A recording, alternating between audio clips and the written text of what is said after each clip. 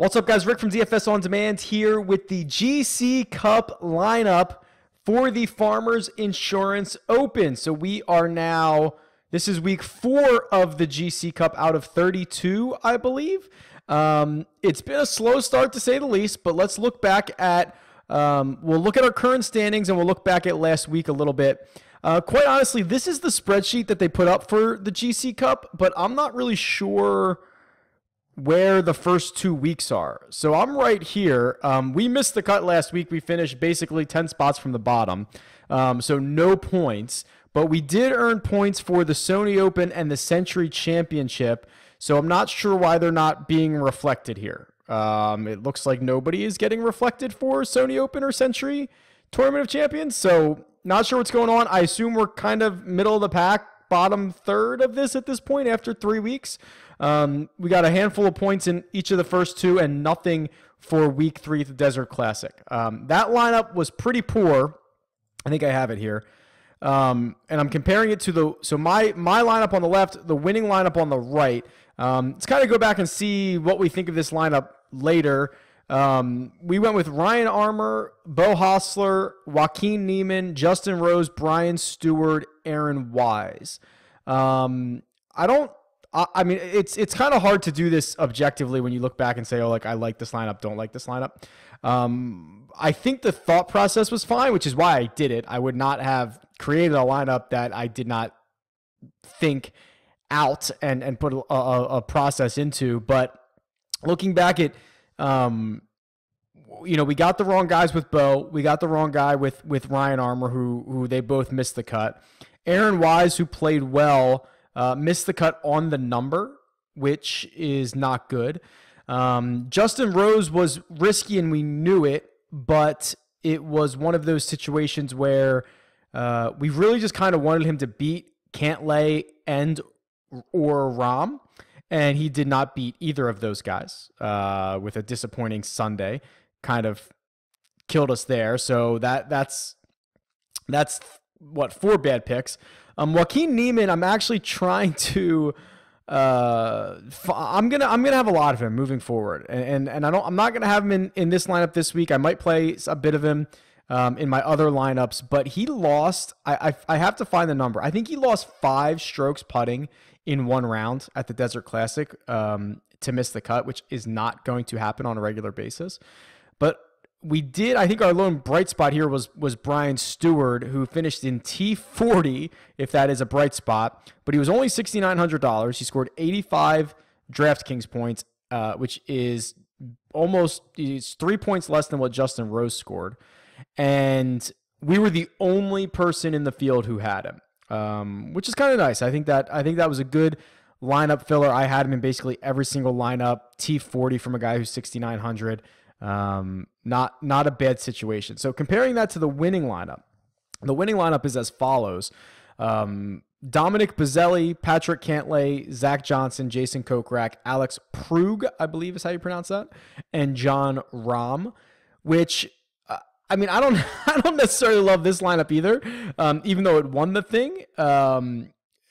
Okay, here's what I like about it. He was able to jam Rahm and Cantlay into the same lineup. I like that. Okay. To do that, he had to roster, Prug, Kokrak, and Bozzelli. They all make the, Kokrak and Bozzelli make the cut. Kokrak has a top 20, Bozzelli with a top 5. But I mean, really, if you look at this, the winning lineup of there's only 144 players in this, or 142 players in this. So, but it's kind of shocking that the winning lineup did not have the winner, although not this week because it was Adam Long, but it didn't have the guy in 2nd place, didn't have the guy in 3rd place, didn't have the guy in 4th place. He had the 5th place finisher, the 6th place finisher, and a guy in T9, which is probably pretty unusual.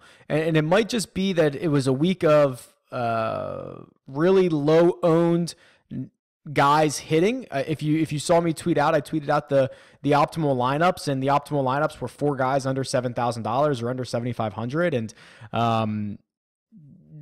you could have spent $45,000 and gotten 800 points. So I think it was just a really weird week in general. but surprised not to see more Hadwin in this lineup or Phil of some type. So weird week. I don't really like either of these two lineups, and which is kind of something that we talked about. I think I mentioned it. I don't know if I mentioned it on this video or another video. I found it very difficult to make lineups last week. This week, not so much. This week is a much more packed field, so let's look at what we've got. This is the lineup that I'm going to be playing this week, and again, this will publish on YouTube and in the podcasting sphere when this tournament starts. So you won't see this until the tournament has already started. But if you've watched any of the content that I put together this week, you'll notice that I'm leaning on a more balanced approach. And I'm doing that because this is such a super deep field. I don't think you could have done this last week or at the Sony Open. So we're fading basically everybody up top. Our most expensive guy is Patrick Cantlay. So we're going to go with Cantlay at 9,200, who really fits the mold of this, right? He had another top 10 last week. This is the type of course that Cantlay should be able to find success at, despite kind of weird troubles putting in Southern California, but we'll see if he can do better this week. And then we just piled up on these $7,000 to $9,000 guys. So Gary Woodland comes next. Just having an outstanding start to the year. He's in contention seemingly every single week. Again, the type of game that we would expect to fit. Then I'm going to go with a bomber. This is a super long course. Obviously, at this point in the week, you probably already know that. We're going to roll out Cameron Champ again. Let's see if he can bomb and gouge it across. And then two guys that I think are really, really underowned underpriced are Abraham Answer and Hideki Matsuyama, $82,000 and $8,000 respectively. Answer's the real deal. Like, he continues to play well. He is going to be in contention a lot this season. He had one bad round last week, or else he would have been in contention. Can go really low at times. I like his game a lot at 8,200. And Hideki at 8,000 just seems wrong. I know we're kind of banking on his long-term form here, but Hideki at 8,000 amongst his peers is probably just a wrong price. And then we're going to round it out with Keith Mitchell, who, spoiler alert, I'm working on a tool that basically shows value of players, right? So we've done value in terms of finishing position and DraftKings points, but we're going to do it based more like a basketball or a football. So like if a player hits 7 or a golfer hits 7 times value or 10 times value compared to their salary. And one of the guys who's consistently in his price range producing value is Keith Mitchell, and it's because he makes so many birdies. So Killer Keith is a guy that you can kind of plug and play, and even if he misses the cut, which I certainly hope he doesn't, but can rack you up a bunch of birdies along the way.